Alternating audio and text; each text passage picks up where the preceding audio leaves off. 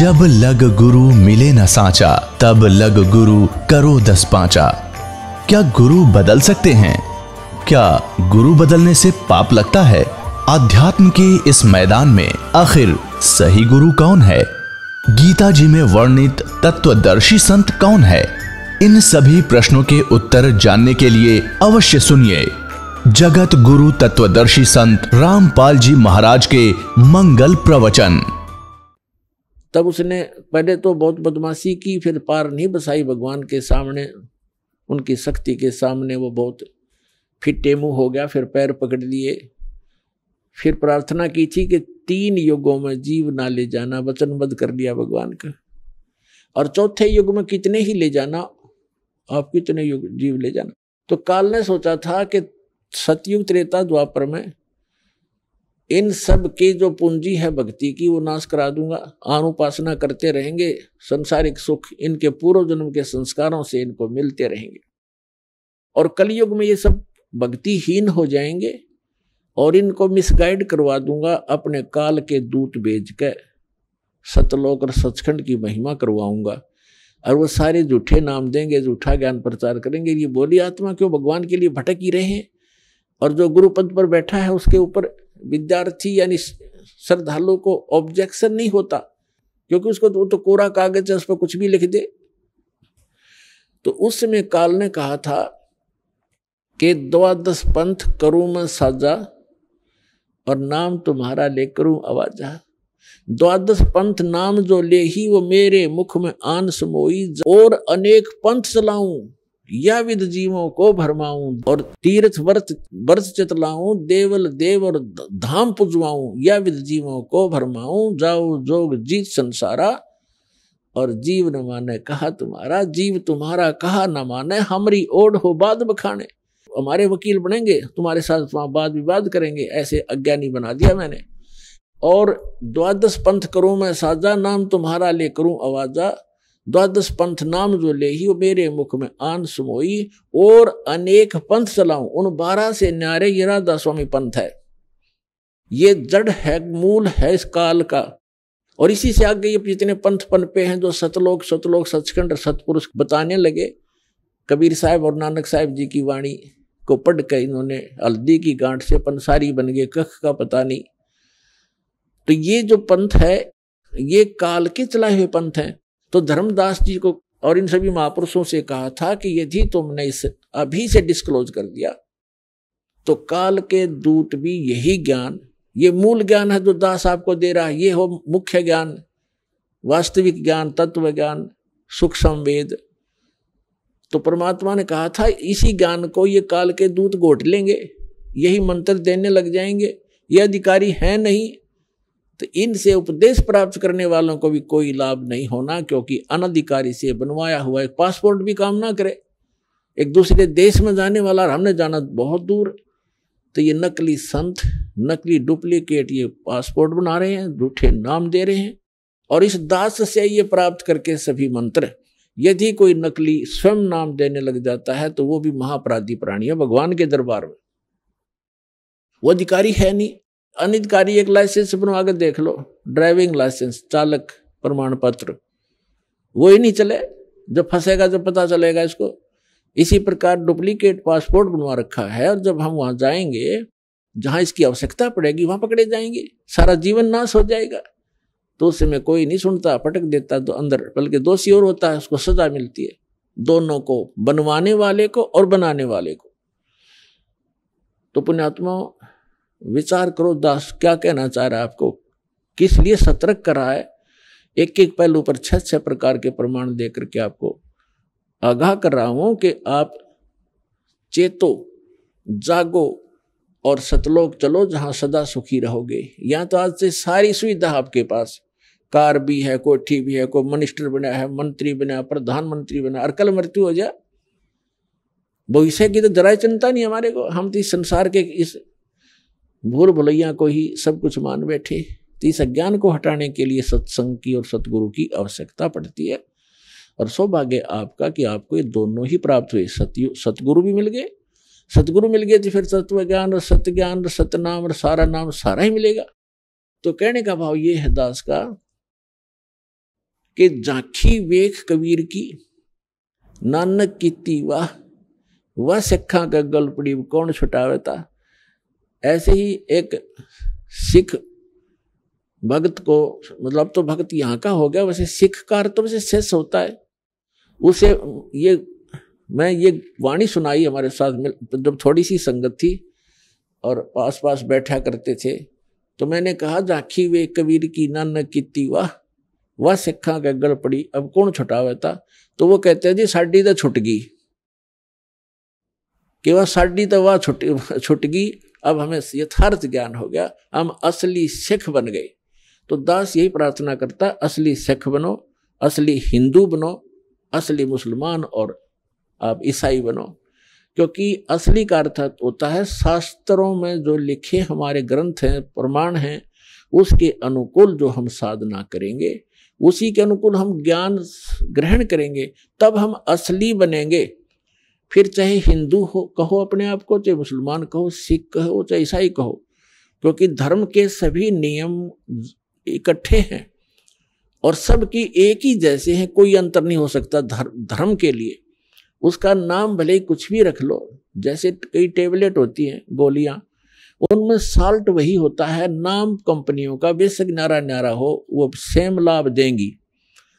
जब नाम भी अलग हो और उसके साल्ट भी अलग हो, तो वो सभी साल्ट उसमें काम नहीं कर सकते। जिस रोग के लिए वो एक साल्ट निर्धारित है, वही हो तो वो काम करेगी। इसी प्रकार ये समझो। तो प्रसंग चल रहा है कि जिन महापुरुषों को परमात्मा मिले, उन्होंने क्या प्रमाण दिए और हमारे सदग्रंथ क्या बताते हैं। और जब ये दोनों मेल खा जाएंगे, ये दोनों ही एक स्थान पर आकर रुक जाएंगे, तो फिर हम भगवान को पहचानने में कोई गलती नहीं करेंगे, बड़ी आसानी से हम परमात्मा को पहचान लेंगे। इसलिए ये सारे कुछ प्रमाण दिए जा रहे हैं। अब प्रसंग जो चल रहा था कि झांकी वे कबीर की, अब शुक्र है परमात्मा ने दया करी कि जन्म साखी के अंदर ये थोड़ा सा प्रमाण मिल गया, एक ही 2 पंक्तियों में लिखा है। तो आज सिख समाज के ऊपर ये उपकार होगा, एक बहुत बड़ा वरदान सिद्ध होगा ये बाईबाला वाली जन्म साखी। इसको ये समझेंगे और पहचानेंगे। जब नानक साहब जी ये नाम जाप कर रहे थे, और जन्म साखी को तो प्रत्येक बच्चा परिचित है कि 1 नंबर की और ऑथेंटिक ग्रंथ है सिखों का। और फिर गुरु ग्रंथ साहिब तो है ही, वो तो वाणी है उनकी अपनी महापुरुषों की, लेकिन ये भी कम मायने नहीं रखता उनकी दृष्टि में। और तीसरी प्राण संगली के अंदर जो गुरु नानक देव जी की वाणी सिलेक्ट गुरु ग्रंथ साहिब में नहीं आई, तो ये भी एक इनकम्प्लीशन बता रही है कि गुरु नानक देव जी की सारी वाणी नहीं संग्रह हो चुकी। कंप्लीट ज्ञान था उनके पास, जैसे गरीबदास साहिब जी के पास था। तो उसमें से जैसे प्राण संगली अलग बना दी, उसमें से भी कुछ इसमें लिखा है भूमिका के अंदर, प्राण संगली हिंदी वाली में, और पंजाबी में जो पटियाला यूनिवर्सिटी से जो निकलती है, वहां से उसमें स्पष्ट किया हुआ है कि उसमें 160 अध्याय थे और केवल 120 ही लिए गए हैं। तो 40 अध्याय रह गए, जिनके अंदर ये सतनाम 2 अक्षर का विशेष डिटेल के साथ था। तो उन महापुरुषों ने जिन्होंने गुरु ग्रंथ साहिब की जो बीड़ बांधी है, जिल्त बनाई है, इकट्ठी करे से वाणी, तो उसमें कुछ इस दृष्टिकोण से भी छोड़ दिया कि इसमें वो सतनाम के जाप का विशेष विवरण है। श्वासों वाले जाप का प्राण संगली इसलिए कहते हैं, इसलिए छोड़ दिया कि कहीं कोई सिख समाज का व्यक्ति उस सतनाम के जाप ने करना ले, गुरु ग्रंथ साहिब में लिख दिया था, और इनको मर्दाना की तरह हानि हो जाएगी, गुरुदेव की आज्ञा का उल्लंघन होने से वो पाप के भागी बनेंगे। इस दृष्टिकोण से हटा दिया। लेकिन मालिक के खेल न कौन समझाए। अब यहाँ ऐसा प्रमाण धर दिया गाटर के साथ, इसके अंदर जन्म साखी के अंदर, समुद्र की साखी में, कि गुरु नानक देव जी ये नाम जपया करते थे और यही सतनाम है, इसी से मोक्ष होगा। तो कहने का भाव ये है कि अब गरीबदास जी कहते हैं, हम सुल्तानी नानक तारे, दादू को उपदेश दिया, जाति जुलाहा भेद न पाया वो काशी महे कबीर हुआ। जिन भी महापुरुषों को परमेश्वर मिले उन्होंने उनका बाई ने महिमा की है। जिन मुझको निज नाम दिया सोए सतगुरु हमारे, दादू दूसरा कोई नहीं ये कबीर सिरजनहारे। सुन सुन साख कबीर की यू कालम नवावे माथे, धन धन तीनों लोक में दादू जोड़े हाथ। इसी प्रकार नानक साहिब जी ने कहा है, फाई सूरत मुल्क की वेश ए ठगवाड़ा ठगी देश खरासियाना भोता बारी धानक रूप रहा करता। प्रश्न नंबर 24 गुरु ग्रंथ साहिब के प्रश्न नंबर 24 पे अंकित है, पूरा शब्द है ये। और 721 पृष्ठ पे लिखा है कि एक अर्ज गुप्तम पेश तोदर कून करतार हक्का कबीर करीम तू बेऐब परवरदिगार। ओए होए, एक अर्ज गुप्तम पेश तोतर, आपके चरणों में मेरी एक अरदास है भगवान। ये कून करतार, कून करतार माने शब्द स्वरूपी राम, सबके रचने वाले, करतार माने सबके सृष्टि के करने वाले, रचने वाले। हक्का कबीर, हक्का माने सत्य, अविनाशी, सच्चा, सत्य कबीर, सच्चा कबीर।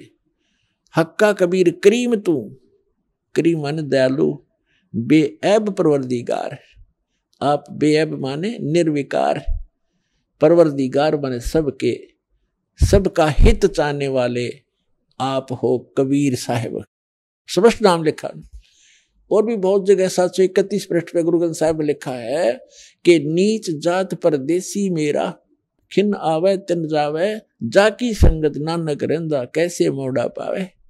नीच जात परदेसी मेरा, अगर छोटी जात का तुम कहते वो मेरा, वो परदेसी है, वो मेरा मालिक और उसका संग है मेरा। वो एक सेकंड में यहां बैठा है, दूसरी सेकंड में वो सचखंड में। तो परमात्मा भी कहते हैं छिन पहुंचूंगा छिन एक में जन अपने के काज, हरनेक से पूजो मार दो मन नरसिंह दर लो साज। अब और भी सभी महापुरुषों ने। तो इसी प्रकार दास आपको कहां लाना चाहता है, गीता अध्याय नंबर 15 के श्लोक नंबर 1 पर हम फिर आते हैं कि जो उल्टे लटके हुए संसार रूपी वृक्ष के सभी विभागों को बता देगा, सवेदवित वो तत्वदर्शी संत है, वो सतगुरु है। सतगुरु आए दया करी ऐसे दीन दयाले, बंदी छोड़ वृत्तास का जठरग्नि प्रतिपाले। अब क्या बताया है कि सतगुरु आए। इस सतगुरु शब्द को आपके हृदय में जचाने के लिए, समाने के लिए कि सतगुरु किसे कहते, आज के सत्संग का विषय है। और जब तक सतगुरु समझ में नहीं आओगा तो नकली भी सतगुरु। जब आपको ओरिजिनल वस्तु का ज्ञान होगा तो उसके साथ जब डुप्लीकेट को देखोगे तो तुरंत देख लोगे, आपको सारी क्वालिटी का पता होगा तो रिजेक्ट कर दोगे, नहीं ये सतगुरु नहीं हो सकता। और सबसे बड़ा घोटाला दास ने देखा है अध्यात्म मार्ग में। 100% घोटाला, 100% है। वो तेरा गजब भैया, इतना अनमोल काम, इतना अनमोल जीवन, ये अक्षति पूर्ति तो कभी नहीं हो सकती जो आपके साथ हो रहा धोखा।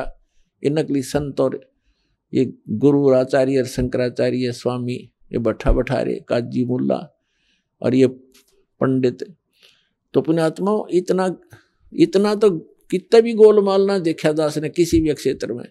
और सबसे मूल काम जीव का यही है, मनुष्य का। ऋषि को इन्होंने बैठा दिया। तो अब समझ लो, और कोई बड़ी बात नहीं, वो भी भगवान के बच्चे हैं, काल से मिसगाइडेड है वो संत महापुरुष, वो भी भगवान के बच्चे हैं। दास की उनसे भी प्रार्थना है कि आप पुनर्विचार करो।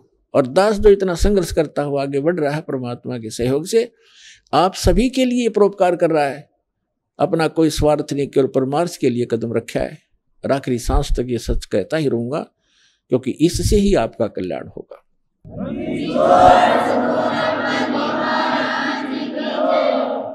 अब जो प्रसंग चल रहा है कि दास आपको वहां लाना चाहता है कि सतगुरु किसे कहते हैं। सतगुरु आए दया करी, कौन? गरीबदास साहिब जी की वाणी है यह कि सतगुरु आए दया करी, ऐसे दीन दयाल और बंदी छोड़ वृद्धास का जठक नहीं प्रतिपाल। इसमें कमाल कर दिया, इतने गूढ़ वर्ड हैं ये। गरीबदास साहिब जी को जो ज्ञान दिया है कि सतगुरु आए, सतगुरु वो परमात्मा आए स्वयं एक सतगुरु का रूप बना, सतगुरु कहलाए। सतगुरु जो यथार्थ ज्ञान मार्गदर्शन करने वाला आध्यात्मिक यथार्थ ज्ञान देता है वो सतगुरु होता है।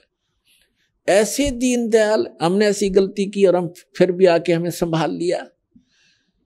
और बंदी छोड़ वृद्धास का, वृद्ध माने उसका स्वभाव, उसका गुण है। बंदी छोड़ है, बंदी छोड़ माने अमर करूं सतलोक पठाऊं, ताते बंदी छोड़ कहाऊं। बंदी छोड़ हमारा नामम, अजर अमर है अस्थिर ठामम। हमारा बंदी छोड़ नाम है और हमारा स्थान ऊपर है। ऊपर जैसे स्वामी रामानंद जी को परमात्मा मिले और तब उनसे वार्ता हुई कि उन्होंने खुद बताया कि हम ही अलख अला हैं कुतुब गोस और पीर, गरीबदास खालिक धनी हमरा नाम कबीर। फिर कहते स्वामी सृष्टा में सृष्टि हमारे तीर, दास गरीब। गरीबदास जी बता रहे परमात्मा और स्वामी रामानंद जी की वार्ता को अपनी वाणी में परमात्मा से ज्ञान प्राप्त करे।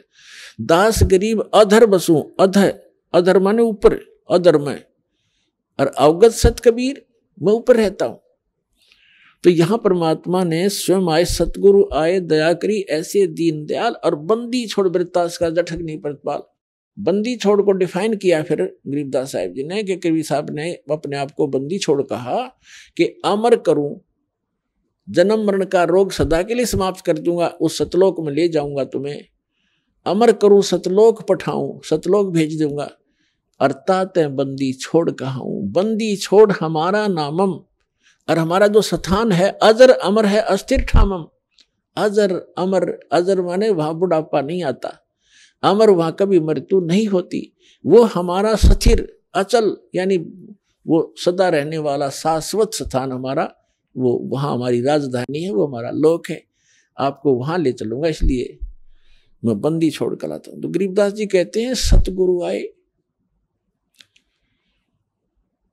अब जैसे स्वामी जी रामानंद जी को सारा कुछ ज्ञान समझाया, फिर वह थोड़ी सी अकड़ और रहेगी उसके मन में। कहा कि मेरी समाधि लगती है, मुझे प्रकाश दिखाई देता है, मुझे धुनें सुनती है। तब मालिक ने कहा 5 वर्ष की आयु में खड़े सामने एक धानक के बालक ने, यानी संसारिक दृष्टि से लोग धानक समझते थे, जुलाहा समझते थे, वो परमात्मा आए थे। क्योंकि वो स्वयं भी कहते हैं हम अवगत से चल आए भाई, हमारा कोई भेद मरम नहीं पाया। फिर कहते हैं मात पिता मेरे कोई ना ही, ना मेरे गरदासी, और जुल्हे का सुत आन कहाया, जगत करे मेरी हंसी। मैं जुल्हा के ने मुझे उठा लिया, उसको मैं मिला, और इसके घर रहने से मैं जुल्हा कहलाता हूँ, जुल्हे का पुत्र कहलाता हूँ। इसलिए संसार मेरी मजाक उड़ा रहा है। तो मैं पूर्ण परमात्मा हूँ, तारण तरण अभय पद दाता, मैं हूँ कबीर अविनाशी। तो यहाँ रामानंद जी से परमात्मा ने गोष्ठी की। रामानंद जी ने कहा जी मैं अंदर समाधिस्थ होता हूँ। जो परमात्मा ने कहा कि समाधिस्थ होइए। अब समाधिस्थ हो क्या, कहाँ जाके त्रिवेणी, कहते योग युक्त प्राणायाम कर और जीत्या सकल शरीर, वो त्रिवेणी के घाट पे अटक रहे बलवीर। आगे जाके 3 रास्ते हो जाते हैं और सामने वाला रास्ता है ऊपर जाने को। तो सामने वाले रास्ते को काल ने ब्लॉक कर रखा है, इनके यहाँ के किसी मंत्र से भी नहीं खुल सकता, ओम से भी नहीं खुल सकता। इसलिए तत्व मंत्र की आवश्यकता है इसके साथ, इस सामने वाले रास्ते को खोलने के लिए। ब्रह्मरंध्र का घाट है, कहते हैं ब्रह्मरंध्र के घाट को खोल न सकता एक, और द्वारे से फिर जाते हैं से बहुत अनेक, वहां से धक्के खाकर उल्टे आ जाते हैं और उसको अपनी अंतिम उपलब्धि मान लेते हैं। तब परमात्मा ने कहा कि ये 3 रास्ते हो गए, अब कहाँ जाओगे? अग्नि पता नहीं, बस ये पता तुझे मरने के बाद लगेगा। मृत्यु के उपरांत आप जाओगे इस रास्ते, इस मार्ग पे। इस मार्ग में आगे चल के सबसे पहले धर्मराज का लोक मिलेगा, वहां आपका अकाउंट होगा और वहां से आप जिस भी इष्ट की उपासना कर रखी है उस लोक में आपको भेज दिया जाएगा। आप विष्णु जी को इष्ट रूप में पूज रहे हो, आपको विष्णु लोक में जाओगे और वहां अपने पुण्यों को समाप्त करके फिर 84 लाख में फिर आओगे। इन बातों से तो स्वामी जी परिचित भी थे। फिर बताया कि सामने वाला जो मंत्र है ये ब्रह्मरंध्र का द्वार है, इसने खोल के दिखाओ। किसी भी मंत्र से, किसी योग से, साधना से सारे कुछ कर लिया लेकिन नहीं खुला। तो परमात्मा ने कहा कि मैं खोलूं इसको? खोलो जी। तो परमात्मा ने कहा कि मैं सतनाम का जाप करूंगा श्वास से और ये तुम्हारा ये गेट खुलेगा ब्रह्मरंध्र वाला। तो सतनाम का जाप मालिक ने, वो तो लीला थी, वैसे भी खोल सकते थे लेकिन हमारे लिए हथियार बताया है, तो तुरंत वो कपाट खुल गए। सतगुरु खोल ले बजर कपाटा, बजर के कवाड़ खुल गए एकदम फटाक देसी। तो परमात्मा रामानंद जी को लेकर गए ऊपर, काल दिखाया। इस ब्रह्मांड के अंदर उसकी सती थी 3 स्थान दिखाए, जहाँ रजोगुण प्रधान अक्षेत्र, जहाँ तमोगुण प्रधान अक्षेत्र, जहाँ सतोगुण प्रधान अक्षेत्र है, जहाँ पर ये 3 पुत्रों को उत्पन्न करता है। फिर ऊपर तपस्शिला दिखाकर फिर जो 11वां द्वार पार किया, 11वां द्वार प्रवेश होता है इस 7 संख ब्रह्मांड जो है अक्षर पुरुष का, उसमें प्रवेश होते हैं। और वो सतनाम का जो दूसरा मंत्र है तत्, उसकी शक्ति से, उसकी कमाई से उसमें प्रवेश किया जाता है। फिर 12वां द्वार है जो अक्षर पुरुष के लोक की सीमा को पार करके भौर गुफा में प्रवेश करते हैं। तो भौर गुफा से आगे सतलोक आ जाता है। भौर गुफा तो वैसे प्रत्येक ही लोक में जाने के लिए वो आती है, प्रत्येक की वो अपने अपने डोडी सभी की लग बनी हुई है। तो फिर 12वां द्वार पार करके सतलोक आता है। अभी तक ये कोई 10वें शोर मचा रखा था। एक जम्मू में रांजड़ी के अंदर मधु परमहंस को कख पता नहीं, उसने गलती से एक 11वीं खिड़की पढ़ ली कबीर साहब के ग्रंथ साहब में, कबीर सागर में। छाती कुटे 11वां द्वार पा गया, किसी को नहीं ब्रह्मांड में पता 11वां द्वार पा गया। वो तो उसने तो वो पा गया जैसे हंसी में लिखा बोर्ड के बरुवाला आगे अगला ना पड़ा 30 किलोमीटर 35 किलोमीटर। तो वही बात है कि कबीर साहब की वाणी में 12वां द्वार बताया है, 12 दर मद बसे मोरा बालुम ताहवा ध्यान लगाओ हो। गरीबदास जी ने कहा है कि असंग जन्म तना मरत्या होगे जीवित क्यों नाम रह रे, और 12 दर मद महल मठ बोरे बहुर ना दे रह रे। वो 12वां द्वार पार करके वो स्थान है जहाँ पुनः जन्म नहीं होता।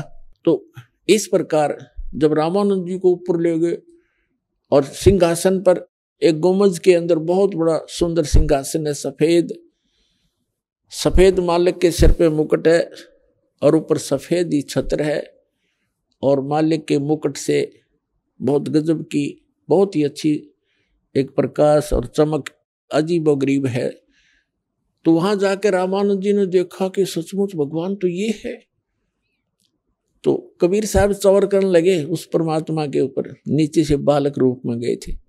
थोड़ी सी देर में वो सिंहासन पर विराजमान परमात्मा खड़े हुए, जिसके एक रोमकूप में करोड़ सूर्य करोड़ चंद्रमा मिला जितना नूर है उस मालिक की रोशनी का, वो भी फीकी पड़े। करोड़ सूर्य करोड़ चंद्रमा की रोशनी एक रोम की, इतनी शोभा दाता की। वो खड़े हुए और कबीर साहब बैठ गए उस सिंहासन पर, असंग ब्रह्मांड के सिंहासन पर। 5 वर्ष का बालक विराजमान हो गया। रामानंद जी की बुद्धि चक्कर काट गई कि ये जुलाहे का बालक और ये परमात्मा दिखे सामने खड़ा, ये तो अंडरस्टूड हो गया भी यहाँ करके। और इस पर बालक बैठ गया भगवान के सिंहासन पर, और भगवान ने आसन छोड़ दिया। इतने में क्या देखा कि वो चौर करने लग गया। जो मालिक बैठे थे असंग ब्रह्मांड के स्वामी, और 5 वर्ष का बालक सिंहासन पर तख्त पर बैठा, उस पर चौर करने लगे। अब रामानंद जी का सिर घूम रहा था कि ये हो क्या रहा है। इतने में क्या हुआ, वो ये सोच रहा था इनमें भगवान कौन सा है। तेजो में शरीर जो वाला भगवान था वो 5 वर्ष के बालक जो सिंहासन पर बैठा था उसमें समा गए, और वहां उस उतनी ही तेज उस मालिक के 5 वर्ष के बालक के उस शरीर की होगी। एक एक रोम को इतना तेजों में हो गया, और चवर अपने आप घूम रहा है। तब परमात्मा ने कहा कि रामानंद, अनंत कोट ब्रह्मांड का एक रति निभार और सतगुरु पुरुष कबीर हैं ये कुल के सिरजना, गरीबदास जी का। तो परमेश्वर ने कहा कि आप अभी भ्रम में थे बच्चा, और जाओ अब नीचे अपना। अब स्वामी जी जो ही वापस आए, और परमात्मा ने वहां कहा था कि सतनाम से मोक्ष होगा, इस ओम के नाम तो नहीं। तुम ओम नाम पर गाटा जोड़ रहे हो, तुमने तब हासी तल देख लिया 35 किलोमीटर, 35 ना पड़ा, बरवाला जुड़े बैठे के जोड़ा टेक के ये बरवाला आ गया। तब उन्हें नीचे छोड़ दिया। नीचे छोड़ता एकदम समाधि टूटी, शरीर से बाहर होश में आया। समाधि क्या चीज है, अंदर हमारे नजारे बने हुए इस बॉडी के अंदर चैनल लगे हैं जिसको कमल कहते हैं, कमल चक्कर कहते हैं। एक सबसे नीचे गणेश जी का चक्कर है, ये रीढ़ की हड्डी है, ये भी बैकबोन बोला जिसने।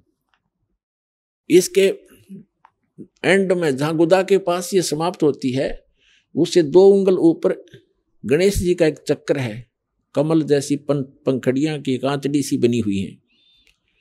और उसको जब इस प्रथम मंत्र में आपको दिए जाते हैं, इन सभी कमलों को ऑन, ये चैनल ऑन करने के लिए मंत्र दिए जाते हैं, क्योंकि अब आपके सब के भक्तिहीन हो और ये सभी कमल पिचके पड़े हैं, जैसे गाय भैंस के दूध ना हो सतन में, जो भैंस का दूध ना हो यानी ना बच्चा उत्पन्न हुआ हो और दूध नहीं आ रहा हो, तो उस समय उसके थन ऐसे लटके रहते हैं सतन, और जब वो नए सिरे से बच्चा पैदा करती है फिर वो भर जाते हैं ऐसे,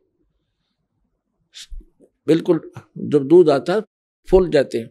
इसी प्रकार आपकी जो भक्ति स्टार्ट होएगी, इस भक्ति से आपके फिर ये सभी कमल खिलने शुरू होंगे। अब तो ये न्यू मुरझा रहे, फिर ये धीरे धीरे ऐसे कर लेंगे इस मंत्र की भक्ति से।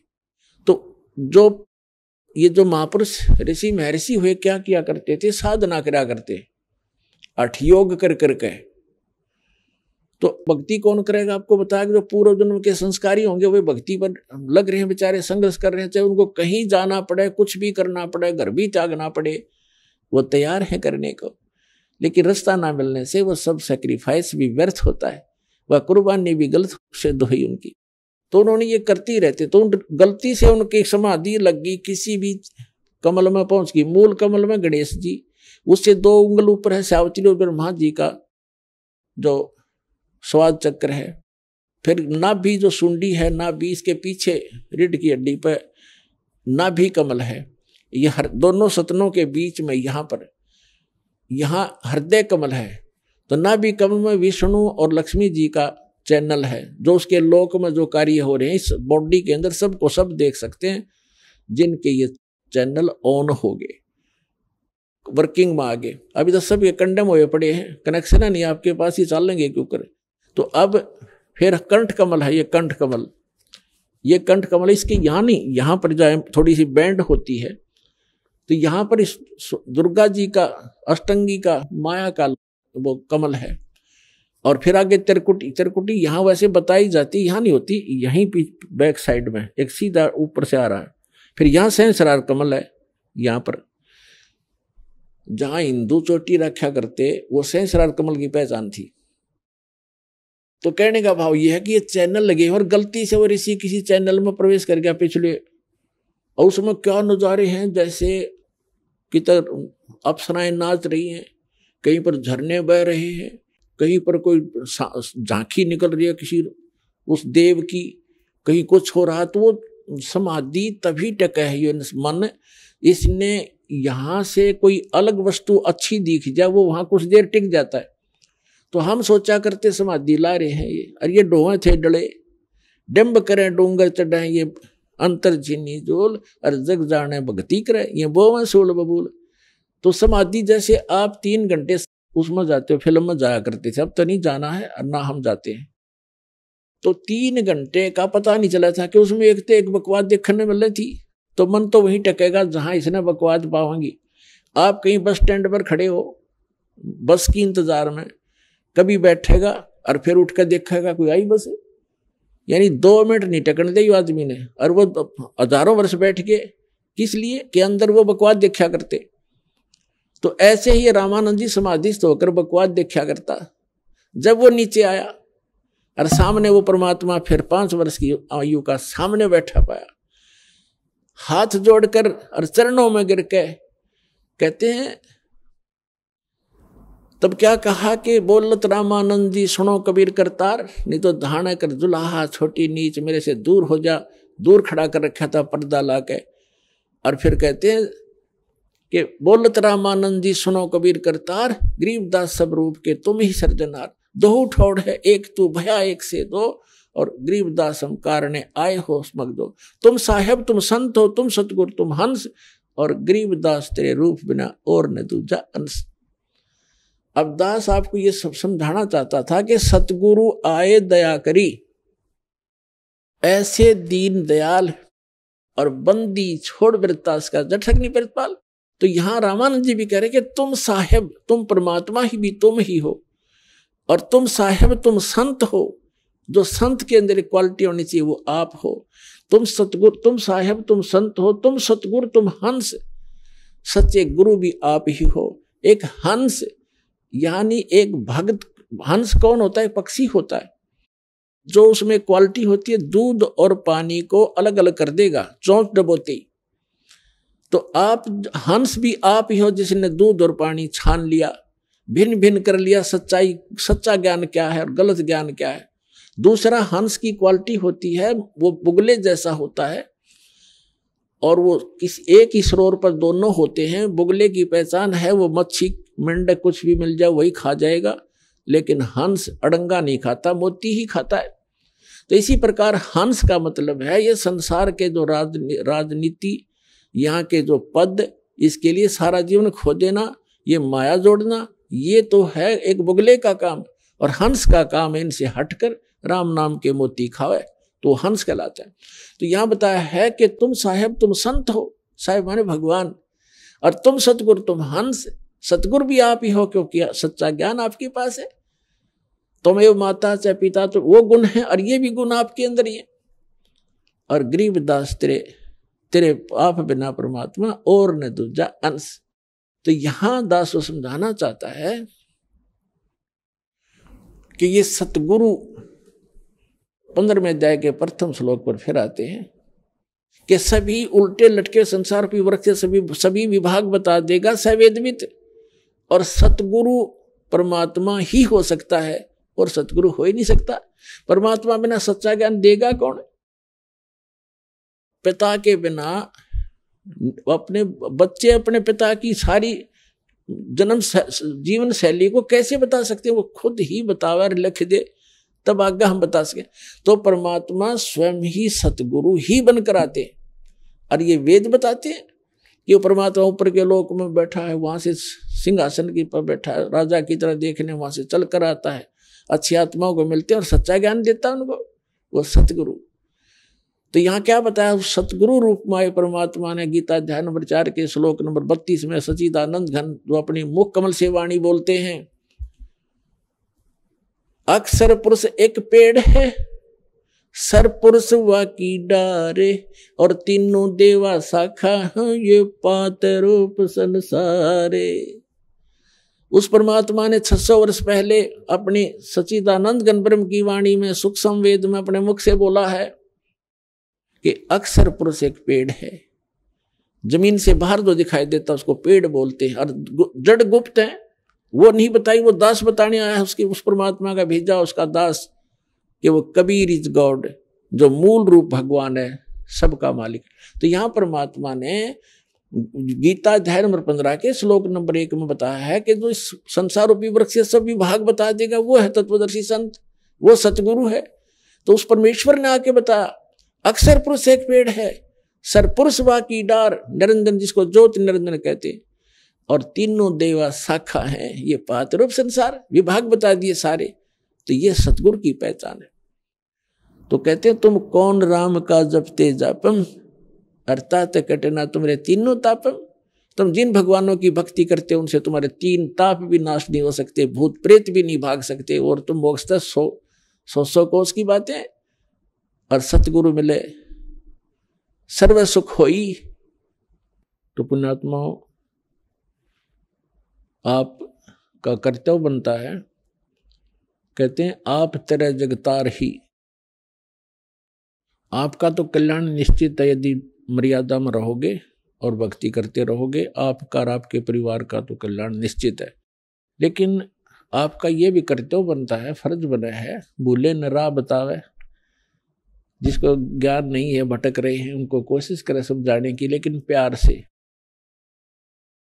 किसी को आप समझाने की चेष्टा करोगे, उसको एक बार तो कड़वा लगेगा। आपको भी ऐसा ही महसूस हुआ होगा प्रारंभ में, हमें भी ऐसा ही लगा था। जैसे गोरखनाथ जी को परमात्मा ने कहा था, गोरखनाथ मैं सबका गुरुआ, मैं सबका गुरु हूं पूरे विश्व का। तो गोरखनाथ जी कह रहे थे, आपका तुमरा वचन मोह लाग गए कड़ुआ। आप जो कह रहे हो ना अपने आप को, मैं सबका मार्गदर्शक हूं, गुरु हूं, ये बात मुझे अच्छी नहीं लगती, कड़वी लगती है, बुरी लगती है। तब परमेश्वर ने कहा था कि कड़वा लगे सो मीठा होई, हमारी बात पतीजा जोई। हमारी बात पर विश्वास करोगे तो आज जो आपको कड़वा लग रहा है एक दिन मीठा होगा। तो पुण्यात्माओं, आपका कर्तव्य बनता है इस परमेश्वर के सच्चे ज्ञान को अपने भाई बहनों पूरे विश्व के सभी हम एक वहां तक पहुंचाओ, जन जन तक पहुंचाओ। हम सभी एक परमात्मा के बच्चे हैं। हम अपनी अनजानपने में भिन्न भिन्न हो गए, गलत गुरुओं ने हमें बांट दिया, तो हम फिर एक हो सकते हैं। इस परमात्मा के ज्ञान को जन जन तक पहुंचाओ। यहाँ आश्रम से जो प्रचार की सामग्री ले जाओ और कोशिश करो सब तक पहुंचाने की। आपको एक और विशेष उपकार होगा, आत्म प्राण उद्धार ही, ऐसा धर्म नहीं। और एक जीव को काल के उस पाड़े ते छुटवा के सतलोक आश्रम में जोड़ने का इतना पुण्य होगा जैसे करोड़ गऊओं को कसाई से बचाने का एक पुण्य होता है। तो आपको इतना पुण्य होगा, आप भी प्रचार करो और प्यार से करो, किसी का संघर्ष नहीं करे। कोई आपको बुरा भी बोला, आपका भाई बहन समझ के कि इसको पता नहीं है, तो उसके साथ विरोध नहीं करे, आगे चल पड़े। जिसको सुहा उसको ज्ञान समझावे और यहाँ से पुस्तकें लेकर वो बांटो और सबका कल्याण कराओ। बोलो सतगुरुदेव की जय।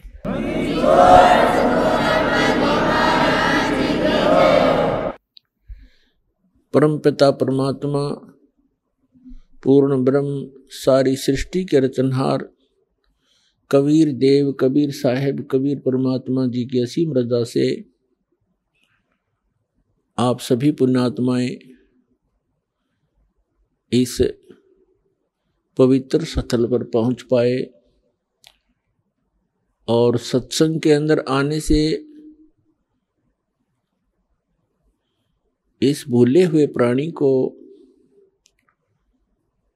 वो यथार्थ उद्देश्य, जीने का जो वास्तविक टारगेट है, उद्देश्य है, लक्ष्य है, उसका ज्ञान होता है।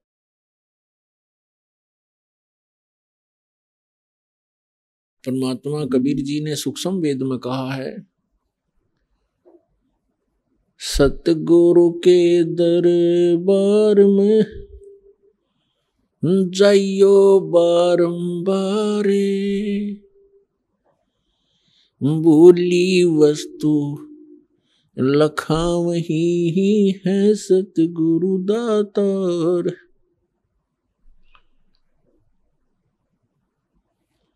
सतगुरु के दरबार में जाइयो बारंबार और वो भूली वस्तु याद दिलावें, है सतगुरु दातार। जब तक हमने ये तत्व ज्ञान नहीं सुना था, हम आम संसार की ही तरह उन्हीं को देखा देखी माया का संग्रह करना उद्देश्य था, बहुत ज्यादा धनवान बन जाऊं ये टारगेट था, और बनना बनाना वही था जो मस्तिष्क में लिखा हुआ है। और धनी बनने के उद्देश्य से ना जाने कितने उल्टे सुलटे काम किया करते थे। माया उतनी ही मिलनी थी जितनी भाग्य में पूर्व जन्म में हमने कोई शुभ संस्कार, कोई शुभ कर्म किए थे, उनके आधार से ही आपको सब कुछ मिलना था। उसको प्रारब्ध कहते हैं। मिलना था आपको प्रारब्ध।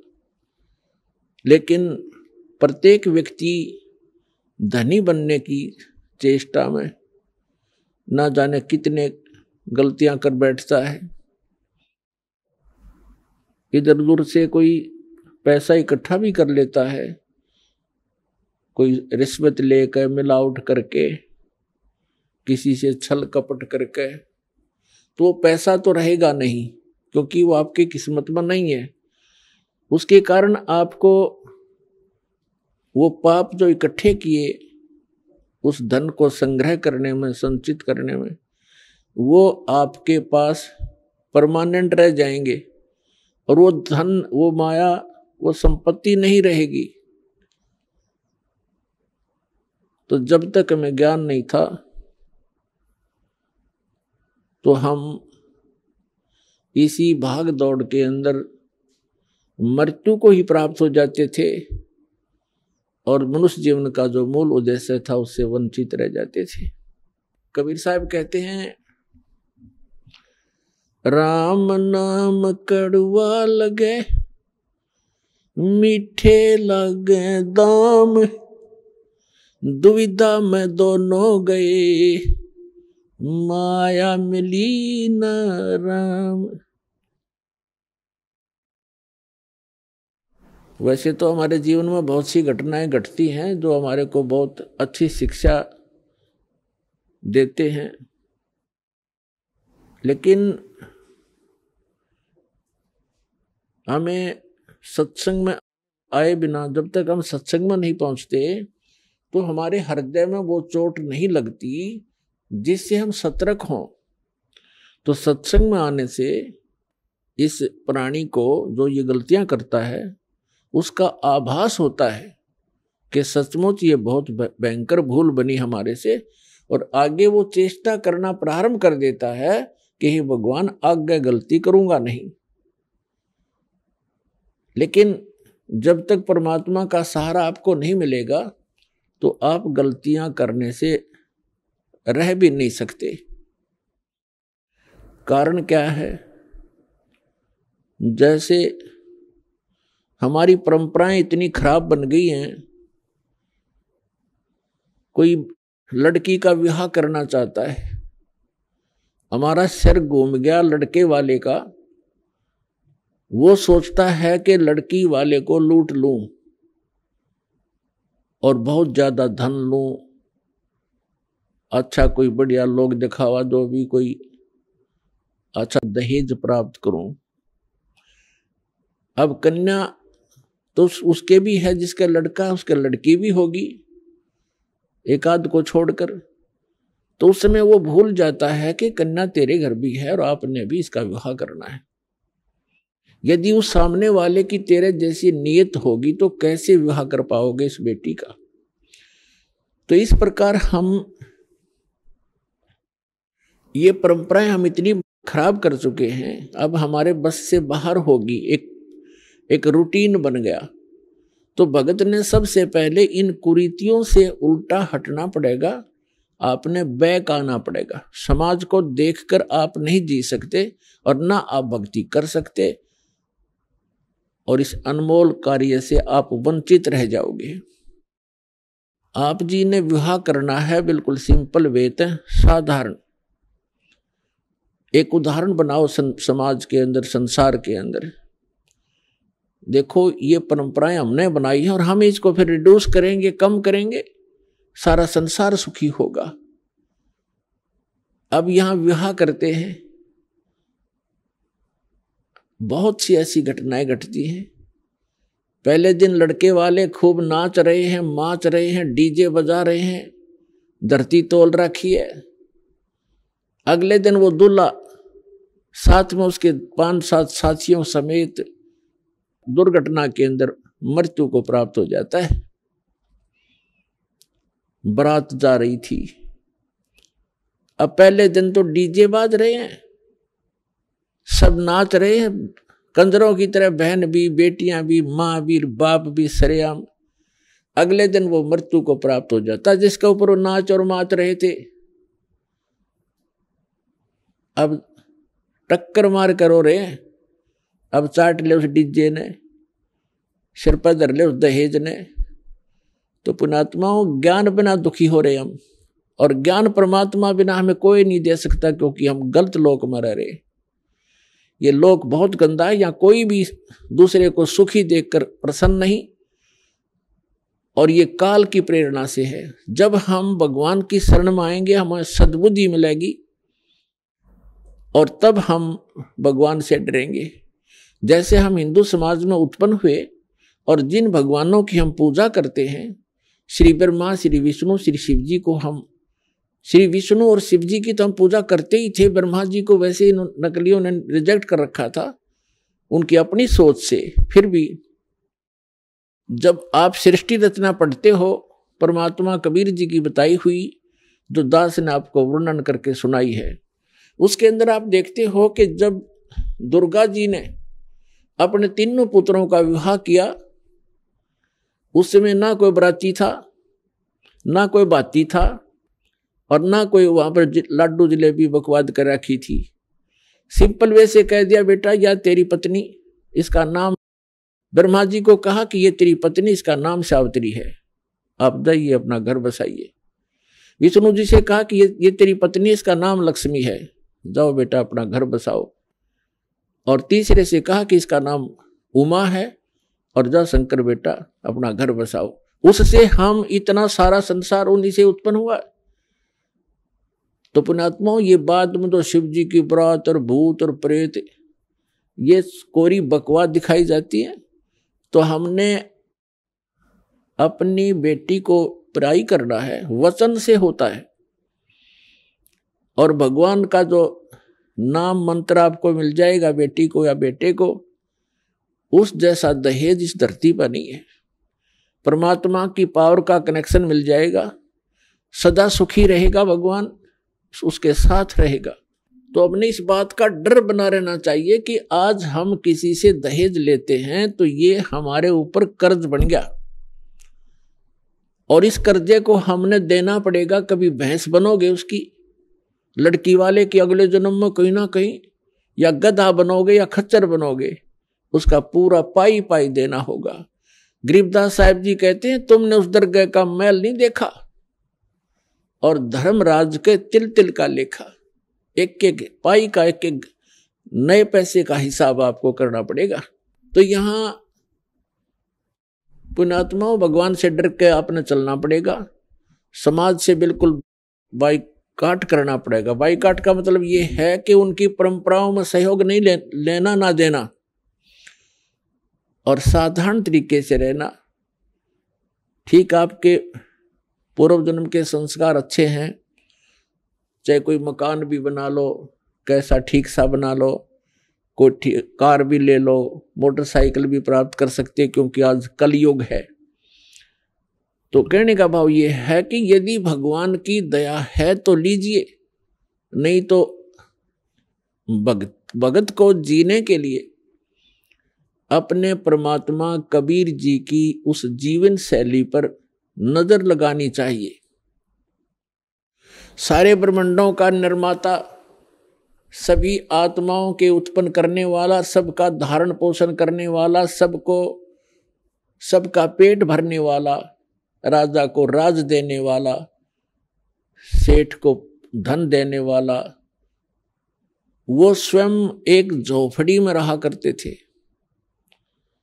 सारे ब्रह्मांडों का पेट भरने वाला, सबका धारण पोषण करने वाला, असंग ब्रह्मांड का संचालक बनारस के अंदर एक झोपड़ी में रहा करते थे। तो परमात्मा कहा करते थे कि लोक लाज ना कीजिए, निर्भय हो रहिए, यो मन साधो दीजिए तो गोविंद पाइए। हमने एक साधारण जीवन जीने की आदत डालनी चाहिए। संसार की तरफ देखकर हम कभी भी भक्ति मार्ग में इस सफर पर नहीं चल पाएंगे। तो परमात्मा परमेश्वर सारी सृष्टि के रचनहार एक भूमिका करके गए थे कि भाई मैं कैसे रह रहा हूं, और भले ही कोई कोठियों वाले हैं जिन्होंने 10-10 प्लाट लेकर खरीद रखे हैं, सिर पर धर कर ले जाएंगे उनको, अगले दिन मृत्यु हो जाती है, वो प्लाट वहीं रह जाते हैं। आप कहीं चूहा बनकर उन्हीं प्लाटों में बिल खोद कर रह रहा होगा।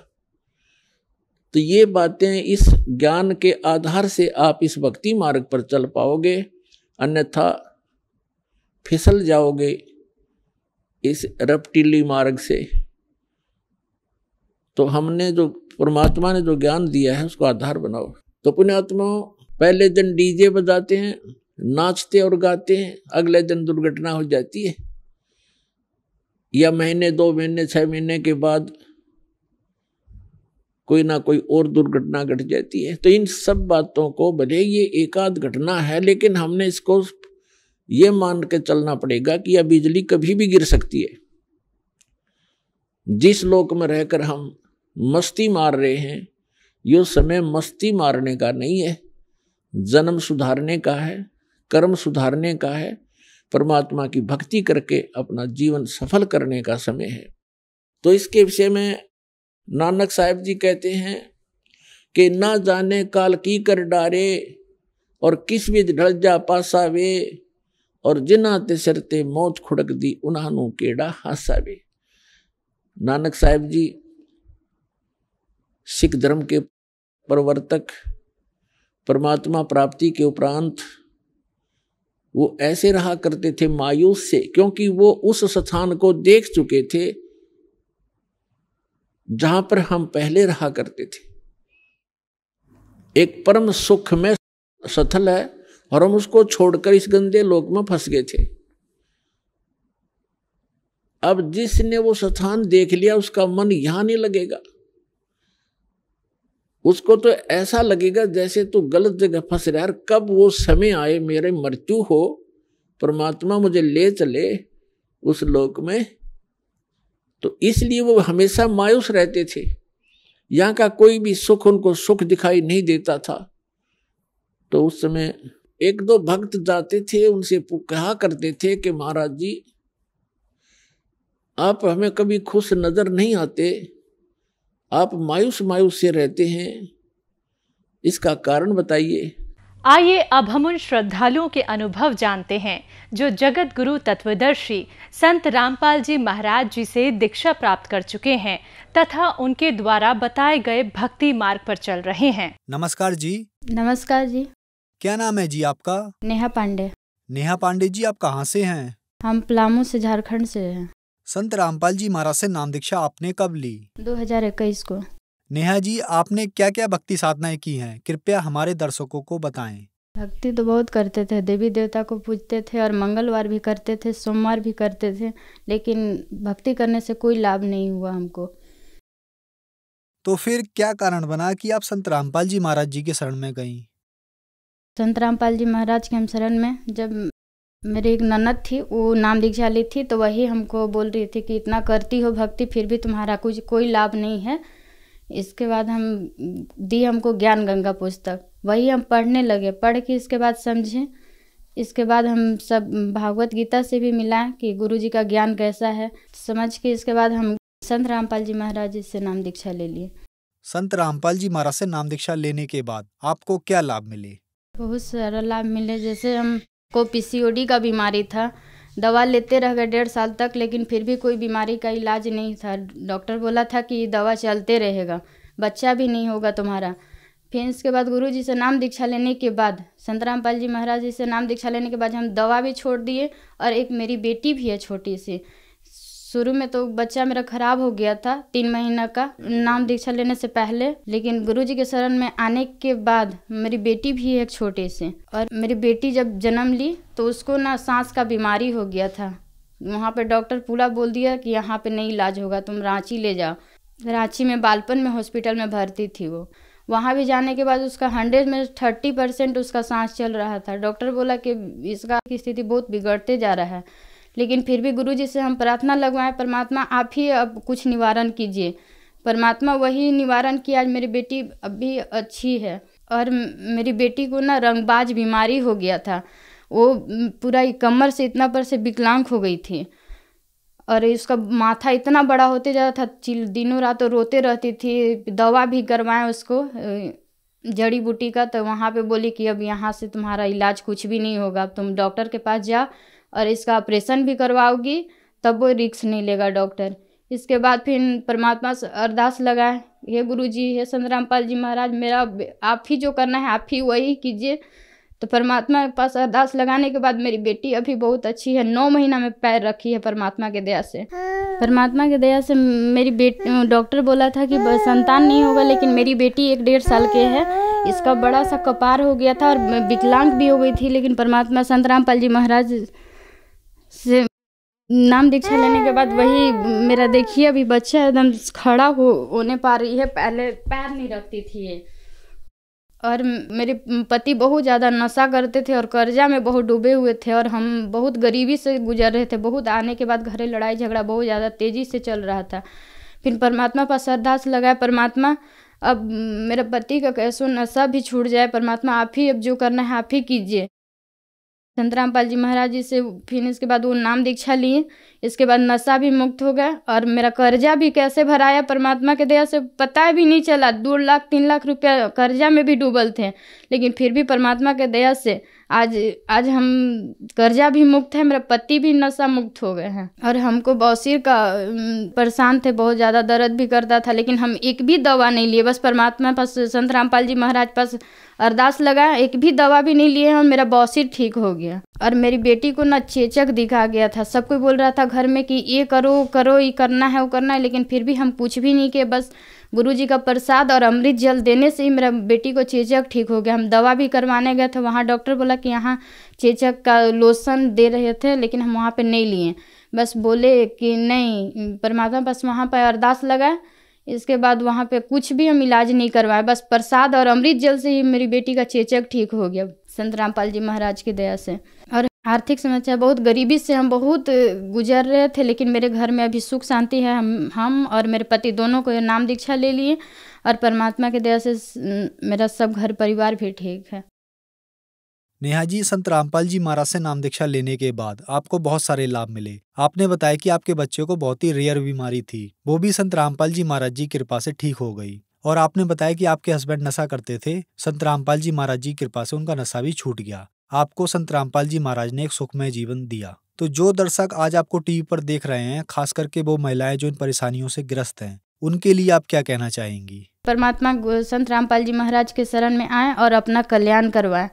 मेरी बेटी बहुत विकलांग हो गई थी, उसका पैर नहीं रोक रही थी। 9 महीना तक पैर के बिना चल, ऐसे ही गोदी नीचे करते थे तो वो चिल्लाते रहती थी, लेकिन परमात्मा संत रामपाल जी महाराज के दया से आज मेरी बेटी आज अच्छी है। 1.5 साल की हो गई, लेकिन अभी चल भी रही है, साल में भर में भी चल रही है वो। संत रामपाल जी महाराज से नाम दीक्षा कैसे ली जा सकती है? चैनल पर संत रामपाल जी महाराज के सत्संग आता है, उस पर आप नीचे पट्टी पर नंबर दिया जाता है, उस नंबर पर आप कॉल करके अपना नामदान पता करके नाम दीक्षा आप ले सकते हैं। धन्यवाद जी। अच्छा।